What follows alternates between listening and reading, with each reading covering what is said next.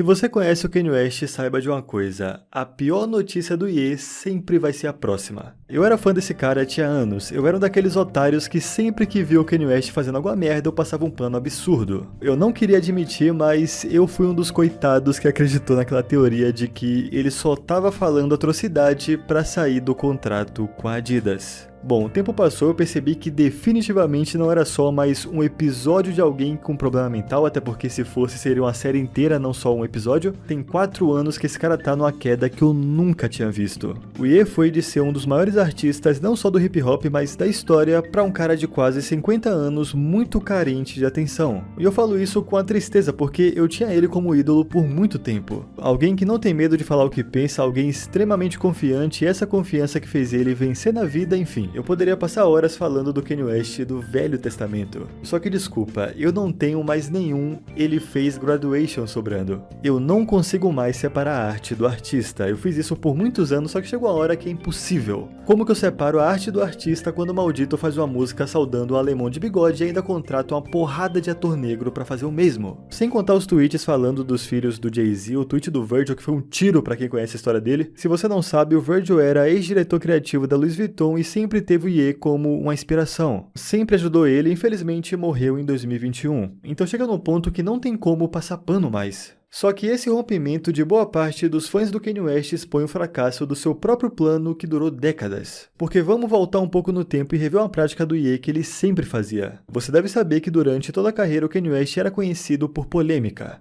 I am the number one most impactful artist of our generation. I am Shakespeare in the flesh. Walt Disney, Nike, Google. Só que tem um porém, vem comigo. Ele sempre conseguia contornar essa imagem negativa com música boa, e daí virava um combo sinistro. Ele conseguiu uma atenção maior pelas polêmicas, e essa atenção era direcionada para um álbum. E como o trabalho era uma obra de arte, no fim do dia isso ajudava o Kanye West. Quer um exemplo? O ano era 2005, o Kanye West ainda estava na sua primeira trilogia. Daí ele chega num programa de TV e simplesmente fala que o presidente dos Estados Unidos não se importa com pessoas negras.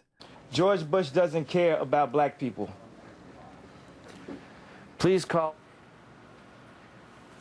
In the past few days, Isso vira notícia em vários lugares, o nome do Ye é levantado e nesse mesmo ano ele lança um álbum absurdo. E todo mundo que conheceu o Kanye West através da polêmica fica tipo, você viu o álbum que aquele cara da TV lançou? Percebe como funciona? 2009, o Ye simplesmente invade o palco do VMA no meio da premiação e diz que outra artista mereceu ganhar na frente da Taylor Swift, que foi quem de fato ganhou o prêmio. O Kanye West foi massacrado na época. Um ano depois ele lança My Beautiful Dark Twisted Fantasy, um dos melhores álbuns da história. 2013, o Ye começa a participar de uma porrada de programa falando um monte sobre o mundo corporativo e o quão sujas são as empresas. Nesse mesmo ano sai outro álbum. 2016, você talvez saiba que foi o ano do lançamento desse projeto aqui. Só que uma coisa que você talvez não saiba é que antes de soltar o álbum, ele lançou um single. Famous foi meio que um prólogo do álbum. E nessa música do mais absoluto nada, o Kanye West traz a Taylor de volta e afirma que foi ele quem deixou ela famosa. I feel like me and Taylor might still have sex. Why? I made that bitch famous.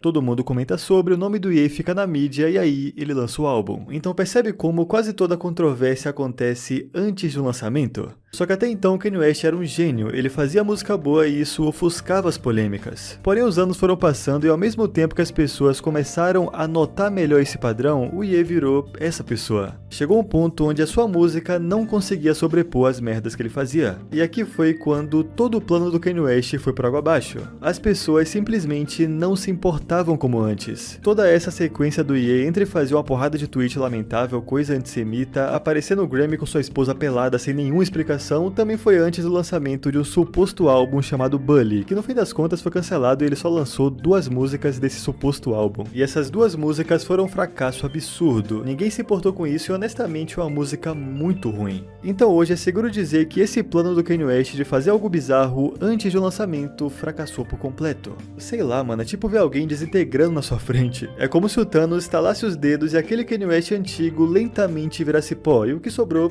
foi isso aí.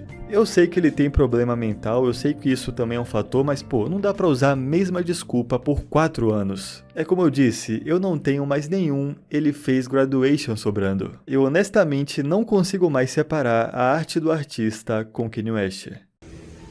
The thing about the red hat that drove me to a point of exhaustion, which was misdiagnosed by I'm not going to say what race, what people, doctor, and what hospital, and what media it went to. We know I can't say that. It was a Jewish